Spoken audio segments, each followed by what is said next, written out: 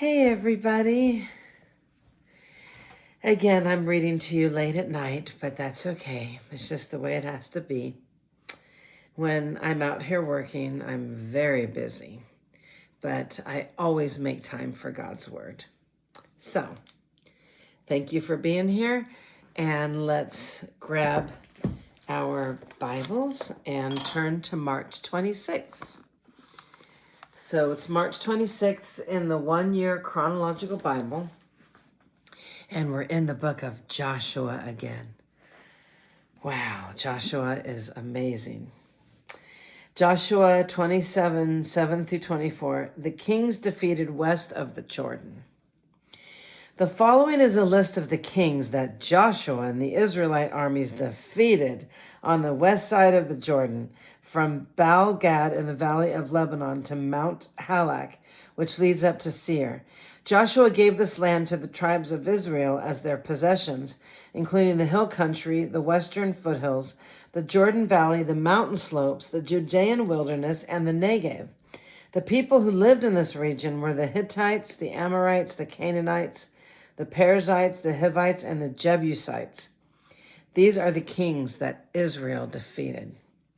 The king of Jericho, the king of Ai near Bethel, the king of Jerusalem, the king of Hebron, the king of Jarmuth, the king of Lachish, the king of Eglon, the king of Jezer, the king of Debir, and the king of Geder. Wow. Ooh, the list goes on. Wow, Joshua is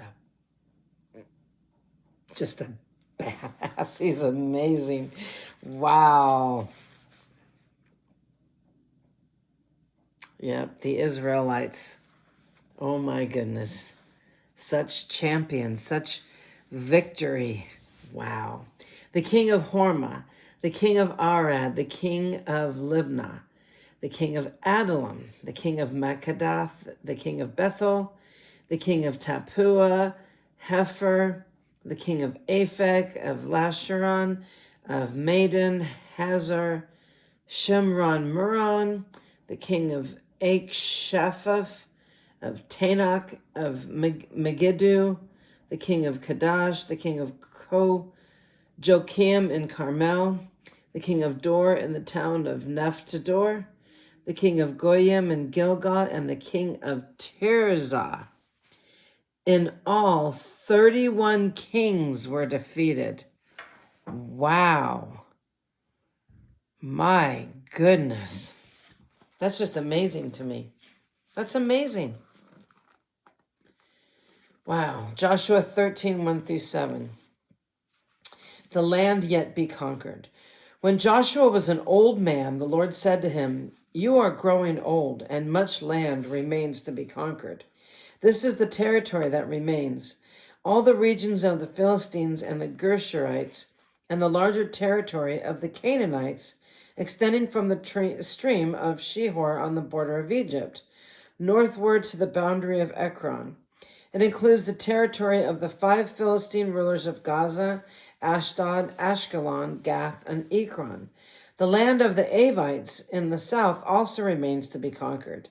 In the north, the following area has not yet been conquered: all the land of the Canaanites, including Miriah, which belongs to the Sidonians, stretching northward to Aphek on the border of the Amorites.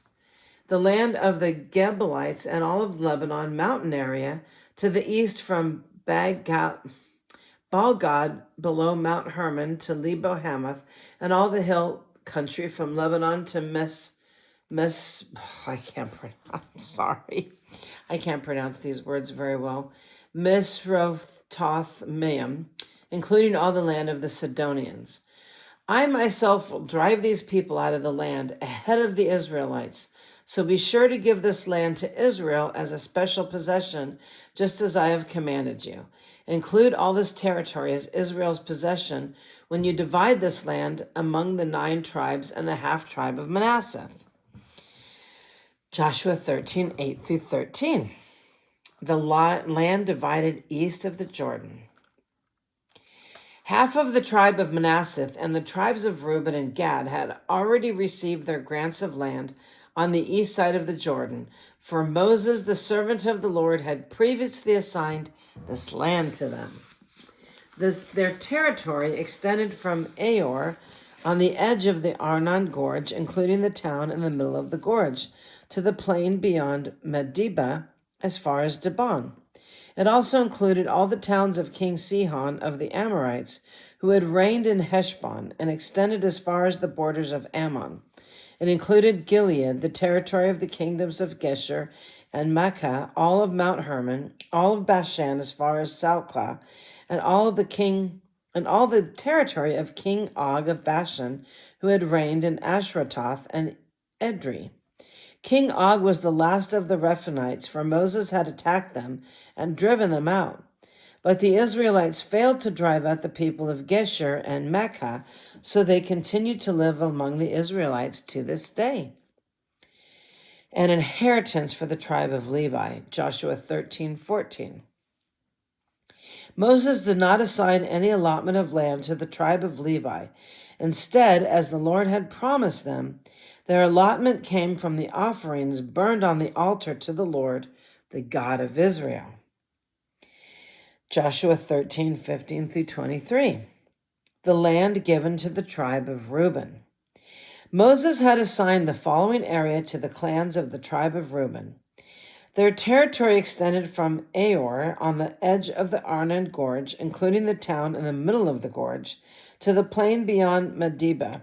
It included Heshbon and the other towns on the plain, Dibon, Bamoth Baal, Beth Balmeon, Jahaz, Kedemoth, Mephatoth, Kiriathim, Sibmah, Jeriath Shahor on the hill above the valley, Beth Peor, the slopes of Pisgah, and Beth Jezimoth. The land of Reuben also included all the towns of the plain and the entire kingdom of Sihon. Sihon was the Amorite king who had reigned in Heshbon and was killed by Moses along the leaders of Midian, Evi, Rekam, Zur, Hur, and Reba, princes living in the region who were allied with Sihon. The Israelites had also killed Balaam, son of Beor, who used magic to tell the future. Divination, not good. The Jordan River marks the western boundary for the tribe of Reuben. The towns and their surrounding villages in this area were given as a homeland to the clans of the tribe of Reuben. Joshua 13:24 through 28. The land given to the tribe of Gad. Moses had assigned the following area to the clans of the tribe of Gad. Their territory included Jazor, all the towns of Gilead, and half of the land of Ammon as far as the town of Aor, just west of Rabbath. It extended from Heshbon to Ramoth Mizpah and Betonim, and from Mahanaim to the territory of Lodebar. I can pronounce that word because I've heard people talk about Lodebar. In the valleys were Beth Haran, Beth Nimrah, Succoth, Zapham, and the rest of the kingdom of King Sihon of Heshbon. The western boundary ran along the Jordan River, extended as far north as the tip of the Sea of Galilee, and then turned eastward. The towns and their surrounding villages in this area were given as homeland to the clans of the tribe of Gad. Wow. This is a long one tonight. Joshua 13:29 through 33. The land given to the half tribe of Manasseh. Moses had assigned the following area to the clans of the half tribe of Manasseh. Their territory extended from Mahanaim, including all of Bashan, all the former kingdom of King Og, and the 60 towns of Jair in Bashan. It also included half of Gilead, the King Og's royal cities of Ashratoth and Edrei. All this was given to the clans of the descendants of Machir, who was Manasseh's son. These are the allotments Moses had made while he was on the plains of Moab, across the Jordan River east of Jericho. But Moses gave no allotment of land to the tribe of Levi, for the Lord, the God of Israel, had promised that he himself would be their allotment. Joshua 14:1 through 5. the land divided west of the Jordan. The remaining tribes of Israel received land in Canaan as allotted by Eleazar the priest, Joshua son of Nun, and the tribal leaders. These 9.5 tribes received their grants of land by means of sacred lots, in accordance with the Lord's command through Moses. Moses had already given a grant of land to the 2.5 tribes on the east side of the Jordan River, but he had given the Levites no such allotment. The descendants of Joseph had become 2 separate tribes, Manasseh and Ephraim, and the Levites were given no land at all, only towns to live in with surrounding pasture lands for their livestock and all their possessions. So the land was distributed in strict accordance with the Lord's commands to Moses. Joshua 14:6-15. Caleb requests his land. A delegation from the tribe of Judah, led by Caleb, son of Jephunneh of Kenizzite, came to Joshua at Gilgal. Caleb said to Joshua, "Remember what the Lord said to Moses, the man of God, about you and me when we were at Kadesh Barnea. I was 40 years old when Moses, the servant of the Lord, sent me from Kadesh Barnea to explore the land of Canaan. I returned and gave an honest report. But my brothers who went with me frightened the people from entering the promised land. For my part, I wholeheartedly followed the Lord my God. So that day Moses solemnly promised me, the land of Canaan on which you were just walking will be your grant of land, and that of your descendants forever, because you wholeheartedly followed the Lord my God. Now, as you can see, the Lord has kept me alive and well, as he promised for all these 45 years since Moses made this promise, even while Israel wandered in the wilderness. Today, I am 85 years old. I am as strong now as I was when Moses sent me on that journey." That's amazing. To have strength for 40 years? Oh my goodness. Wow. That's amazing. I would love to have that kind of strength. Today I'm 85 years old. I'm as strong now as I was when Moses sent me on that journey, and I can still travel and fight as well as I could then. What do you think his secret is? Wow. I bet you I know. So give me the hill country that the Lord promised me. You will remember that as scouts we found the descendants of Anak living there in great walled towns. But if the Lord is with me, I will drive them out of the land, just as the Lord said. So Joshua blessed Caleb, son of Jephunneh, and gave Hebron to him as his portion of land. Hebron still belongs to the descendants of Caleb, son of Jephunneh, the Canaanite, because he wholeheartedly followed the Lord, the God of Israel. Previously, Hebron had been called Kiriath Arba. It had been named after Arba, a great hero of the descendants of Anak, and the land had rest from war. Joshua 15:1-12. The land given to the tribe of Judah. Ooh, Jesus is in the lineage of the tribe of Judah. The allotment for the clans of the tribe of Judah reached southward to the border of Edom, as far south as the wilderness of Zin. The southern boundary began at the south bay of the Dead Sea, ran south of Scorpion Pass into the wilderness of Zin, and then went south of Kadesh Barnea to Hezron. Then it went up to Adar, where it turned toward Karka. From there it passed to Asmon until it finally reached the brook of Egypt, which is followed to the Mediterranean Sea. This was their southern boundary. Sounds like a beautiful place, doesn't it? The eastern boundary extended along the Dead Sea to the mouth of the Jordan River. The northern boundary began at the bay where the Jordan River empties into the Dead Sea, went up from there to Beth Hoglah, then proceeded north of Beth Arabah to the stone of Bohan. Bohan was Reuben's son. From that point it went through the valley of Archer to Dibor, turning north toward Gilgal, which is across from the slopes of Adullam on the south side of the valley. From there the boundary extended to the springs at En Rosh En Shemesh onto En Rogel. The boundary then passed through the valley of Ben Hinnom along the southern slopes of the Jebusites, where the city of Jerusalem is located. Then it went west to the top of the mountain, above the valley of Hinnom, and on up to the northern end of the valley of Rephaim. From there, the boundary was extended from the top of the mountain to the spring at the waters of Nephtoah, and from there to the towns on Mount Ephron. Then it turned toward Bala, that is Kiriath Jearim, and the boundary circled west of Bala to Mount Seir, passed along to the town of Keshlon on a northern slope of Mount Jerion, and went down to Beth Shemoth on to Timnah. The boundary then proceeded to the slope of the hill north of Ekron, where it turned toward Shekaron and Mount Bala.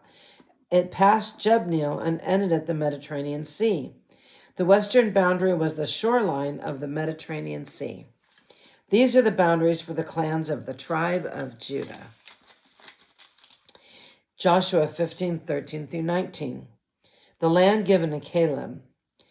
The Lord commanded Joshua to assign some of Judah's territory to Caleb, son of Jephunneh. So Caleb was given the town of Kiriath Arba, that is Hebron, which has been named after Anak's ancestor. Caleb drove out the three groups of Anakites, the descendants of Shishai, Ammonon, and Talmai, the sons of Anak. From there he went to fight against the people living in the town of Debir, formerly called Kiriath Sepher.